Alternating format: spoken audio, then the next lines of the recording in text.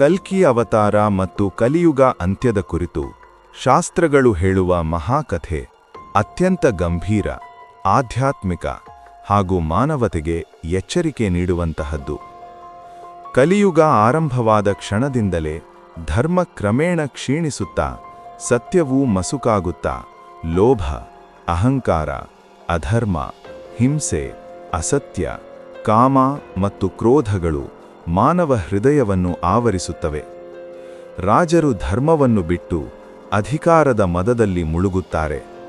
ಗುರುಗಳು ಜ್ಞಾನವನ್ನು ವ್ಯಾಪಾರ ಮಾಡುತ್ತಾರೆ. ಸಂಬಂಧಗಳು ಸ್ವಾರ್ಥದಿಂದ ಮಾತ್ರ ಉಳಿಯುತ್ತವೆ. ತಾಯಿ ತಂದೆ ಮಕ್ಕಳ ನಡುವಿನ ಪವಿತ್ರ ಬಂಧನಗಳು ದುರ್ಬಲವಾಗುತ್ತವೆ.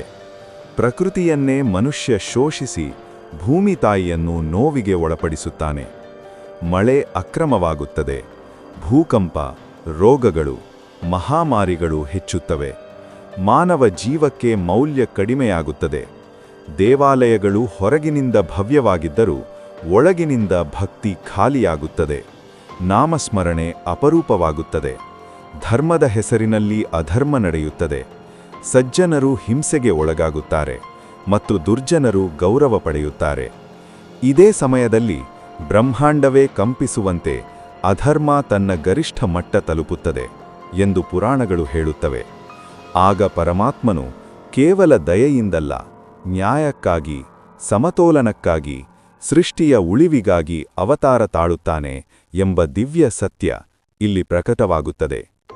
ಶಂಭಲ ಎಂಬ ಪವಿತ್ರ ಸ್ಥಳದಲ್ಲಿ ವಿಷ್ಣುಯಶ ಎಂಬ ಧರ್ಮನಿಷ್ಠ ಬ್ರಾಹ್ಮಣನ ಮನೆಯಲ್ಲಿ ಜನಿಸುವ ಕಲ್ಕಿ ಬಾಲ್ಯದಲ್ಲಿಯೇ ದಿವ್ಯಶಕ್ತಿ, ಅತಿಮಾನವ ಬುದ್ಧಿ ಮತ್ತು ಧರ್ಮದ ಸ್ಪಷ್ಟ ಅರಿವನ್ನು ಹೊಂದಿರುತ್ತಾನೆ. ಅವನ ಗುರು ಪರಶುರಾಮನಿಂದ ದಿವ್ಯ ಅಸ್ತ್ರಶಸ್ತ್ರ ವಿದ್ಯೆ ಕಲಿತು ದೇವದತ್ತ ಎಂಬ ದಿವ್ಯ ಶ್ವೇತ ಕುದುರೆಯ ಮೇಲೆ ಆರೋಹಣ ಮಾಡಿ ಉರಿಯುವ ಕತ್ತಿಯನ್ನು ಹಿಡಿದು ಲೋಕದಾದ್ಯಂತ ಅಧರ್ಮವನ್ನು ನಾಶ ಮಾಡಲು ಹೊರಡುತ್ತಾನೆ ಎಂದು ಶಾಸ್ತ್ರಗಳು ವರ್ಣಿಸುತ್ತವೆ. ಈ ಯುದ್ಧ ಕೇವಲ ದೈಹಿಕವಾಗಿರದೆ ಅದು ಅಹಂಕಾರ ವಿನಯ, ಅಸತ್ಯ ಸತ್ಯ, ಲೋಭ ತ್ಯಾಗ, ಹಿಂಸೆ ಕರುಣೆಗಳ ಮಧ್ಯೆ ನಡೆಯುವ ಮಹಾಯುದ್ಧವಾಗಿರುತ್ತದೆ. ಕಲ್ಕಿ ಬರುವುದೇ ಎಲ್ಲರನ್ನೂ ಕೊಲ್ಲಲು ಅಲ್ಲ, ಧರ್ಮವನ್ನು ಸಂಪೂರ್ಣ ಮರೆತವರನ್ನು ತಡೆಯಲು, ಸಜ್ಜನರಿಗೆ ರಕ್ಷಣೆ ನೀಡಲು ಮತ್ತು ಹೊಸ ಯುಗಕ್ಕೆ ಮಾರ್ಗ ಸಿದ್ಧಪಡಿಸಲು ಎಂಬುದು ಇಲ್ಲಿ ಮುಖ್ಯ ಸಂದೇಶ. ಕಲಿಯುಗ ಅಂತ್ಯವಾಗುವಾಗ ಆಕಾಶದಲ್ಲಿ ಅಶುಭ ಸೂಚನೆಗಳು ಕಾಣಿಸಿಕೊಳ್ಳುತ್ತವೆ. ನಕ್ಷತ್ರಗಳ ಚಲನೆ ಅಸ್ಥಿರವಾಗುತ್ತದೆ. ಕಾಲವೇ ತನ್ನ ಗತಿಯನ್ನು ಬದಲಾಯಿಸುವಂತೆ ಭಾಸವಾಗುತ್ತದೆ. ಮತ್ತು ಈ ಎಲ್ಲದ ಮಧ್ಯೆ ಕಲ್ಕಿಯ ಪ್ರಭಾವದಿಂದ ಅಧರ್ಮದ ಕೋಟೆಗಳು ಒಂದೊಂದಾಗಿ ಕುಸಿಯುತ್ತವೆ. ದುರಾಚಾರಿ ರಾಜರು ಪತನಗೊಳ್ಳುತ್ತಾರೆ. ಜನರು ಭಯದಿಂದಲ್ಲ, ಅಂತರಾತ್ಮದ ಜಾಗೃತಿಯಿಂದ ಸತ್ಯದ ಕಡೆ ತಿರುಗುತ್ತಾರೆ. ಭೂಮಿಯ ಮೇಲೆ ಶಾಂತಿಯ ಕಂಪನ ಮತ್ತೆ ಹರಡುತ್ತದೆ. ಕಲ್ಕಿ ತನ್ನ ಕಾರ್ಯವನ್ನು ಪೂರ್ಣಗೊಳಿಸಿದ ನಂತರ ಸೃಷ್ಟಿಯ ಪುನರ್ಸಂರಚನೆ ಆರಂಭವಾಗುತ್ತದೆ. ಸತ್ಯಯುಗದ ಬೀಜ ಬಿತ್ತಲ್ಪಡುತ್ತದೆ. ಮಾನವ ಹೃದಯಗಳು ಪುನಃ ಶುದ್ಧವಾಗುತ್ತವೆ. ಧರ್ಮ 4 ಕಾಲುಗಳ ಮೇಲೆ ಸ್ಥಿರವಾಗಿ ನಿಲ್ಲುತ್ತದೆ. ಪ್ರಕೃತಿ ತನ್ನ ಸಮತೋಲನವನ್ನು ಮರಳಿ ಪಡೆಯುತ್ತದೆ ಮತ್ತು ಪರಮಾತ್ಮನು ಲೋಕಕ್ಕೆ ನೀಡುವ ಸಂದೇಶ ಒಂದೇ ಆಗಿರುತ್ತದೆ. ಅಧರ್ಮ ಎಷ್ಟೇ ಬಲಿಷ್ಠವಾಗಿ ಕಾಣಿಸಿಕೊಂಡರೂ ಅದು ಶಾಶ್ವತವಲ್ಲ. ಸತ್ಯ ಯಾವಾಗಲೂ ತಡವಾಗಿ ಬಂದರೂ ಸೋಲುವುದಿಲ್ಲ. ಆದ್ದರಿಂದ ಕಲ್ಕಿ ಅವತಾರದ ಕಥೆ ಭವಿಷ್ಯದ ಭಯವಲ್ಲ, ವರ್ತಮಾನದ ಎಚ್ಚರಿಕೆ. ನಮ್ಮ ನಡೆ, ನಮ್ಮ ಚಿಂತನೆ, ನಮ್ಮ ಧರ್ಮನಿಷ್ಠ ಜೀವನವೇ ಯುಗವನ್ನು ಬದಲಾಯಿಸಬಲ್ಲ ಶಕ್ತಿ ಎಂಬುದನ್ನು ನೆನಪಿಸುವ ಮಹಾ ದಿವ್ಯ ಸಂದೇಶವಾಗಿದೆ. ಅವನ ಆಗಮನದ ನಂತರವೂ ಎಲ್ಲವೂ ಕ್ಷಣಾರ್ಧದಲ್ಲಿ ಶಾಂತವಾಗುವುದಿಲ್ಲ. ಇಲ್ಲಿಯೇ ಕಥೆ ಇನ್ನಷ್ಟು ಗಾಢವಾಗುತ್ತದೆ, ಇನ್ನಷ್ಟು ರಹಸ್ಯಮಯವಾಗುತ್ತದೆ.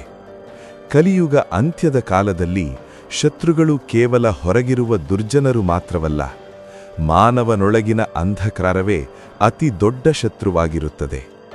ಭಯ, ಸಂಶಯ, ಸ್ವಾರ್ಥ, ಅಹಂಕಾರ ಇವೆಲ್ಲವುಗಳು ಮಾನವ ಮನಸ್ಸಿನಲ್ಲಿ ಬೇರುಬಿಟ್ಟಿರುತ್ತವೆ. ಆದ್ದರಿಂದ ಧರ್ಮದ ಬೆಳಕು ಕಾಣಿಸಿಕೊಂಡರೂ ಅದನ್ನು ನಂಬಲು ಜನರು ಹಿಂಜರಿಯುತ್ತಾರೆ.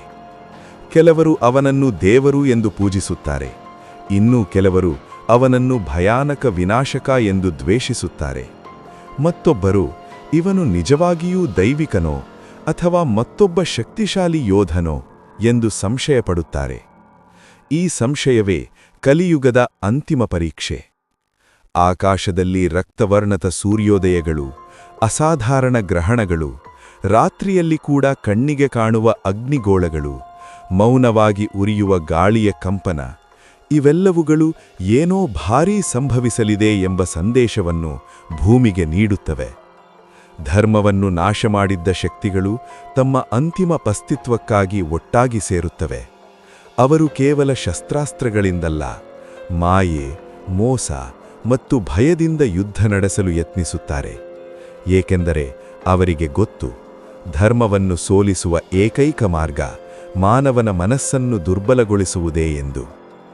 ಇದೇ ಸಮಯದಲ್ಲಿ ಸಜ್ಜನರ ಹೃದಯಗಳಲ್ಲಿ ವಿಚಿತ್ರ ಕನಸುಗಳು ಕಾಣಿಸಿಕೊಳ್ಳುತ್ತವೆ.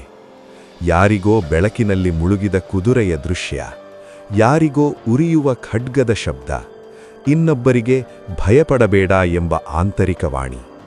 ಇವು ಎಲ್ಲವುಗಳು ಅಂತಿಮ ಘಳಿಗೆ ಸಮೀಪಿಸುತ್ತಿದೆ ಎಂಬ ಸೂಚನೆಗಳು. ಯುದ್ಧದ ಕ್ಷಣದಲ್ಲಿ ಭೂಮಿ ಕಂಪಿಸುತ್ತದೆ, ಕಾಲವೇ ನಿಲ್ಲುವಂತೆ ಭಾಸವಾಗುತ್ತದೆ.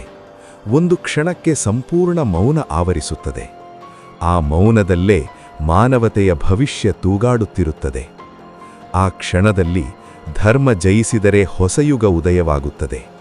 ಅಧರ್ಮ ಗೆದ್ದರೆ ಸೃಷ್ಟಿಯೇ ತನ್ನ ಅಸ್ತಿತ್ವವನ್ನು ಕಳೆದುಕೊಳ್ಳುತ್ತದೆ ಎಂಬ ಭಯಾನಕ ಸತ್ಯ ಎಲ್ಲರ ಮೇಲೂ ಭಾರವಾಗಿ ಬೀಳುತ್ತದೆ.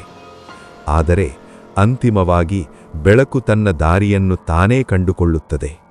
ಅಂಧಕಾರ ಎಷ್ಟೇ ಗಾಢವಾಗಿದ್ದರೂ ಅದು ತನ್ನೊಳಗೆ ಭಯವನ್ನು ಹೊತ್ತಿರುತ್ತದೆ. ಬೆಳಕು ಮಾತ್ರ ಶಾಂತವಾಗಿಯೇ ಬಂದು ಎಲ್ಲವನ್ನೂ ಬಯಲಿಗೆ ತರುತ್ತದೆ. ಕಲಿಯುಗದ ಅಂತ್ಯವು ಕೇವಲ ವಿನಾಶದ ಕಥೆಯಲ್ಲ, ಅದು ಮಾನವನ ಅಂತರಾತ್ಮದ ಪುನರ್ಜನ್ಮದ ಕ್ಷಣ. ನೀನು ಯಾವ ಪಕ್ಕದಲ್ಲಿ ನಿಲ್ಲುತ್ತೀಯಾ ಎಂಬ ಪ್ರಶ್ನೆಯನ್ನು ಪ್ರತಿಯೊಬ್ಬರಿಗೂ ಕೇಳುವ ಅಂತಿಮ ಪರೀಕ್ಷೆ. ಈ ಕಾರಣಕ್ಕೆ ಈ ಕಥೆ ಭವಿಷ್ಯದ ಭಯವನ್ನು ಸೃಷ್ಟಿಸಲಲ್ಲ, ವರ್ತಮಾನದಲ್ಲಿ ನಮ್ಮನ್ನು ಎಚ್ಚರಿಸಲು. ಏಕೆಂದರೆ ಅಂತಿಮ ಯುದ್ಧ ಹೊರಗಿಲ್ಲ, ಅದು ನಮ್ಮೊಳಗೇ ನಡೆಯುತ್ತಿದೆ, ಮತ್ತು ಆ ಯುದ್ಧದ ಫಲವೇ ಮುಂದಿನ ಯುಗವನ್ನು ನಿರ್ಧರಿಸುತ್ತದೆ.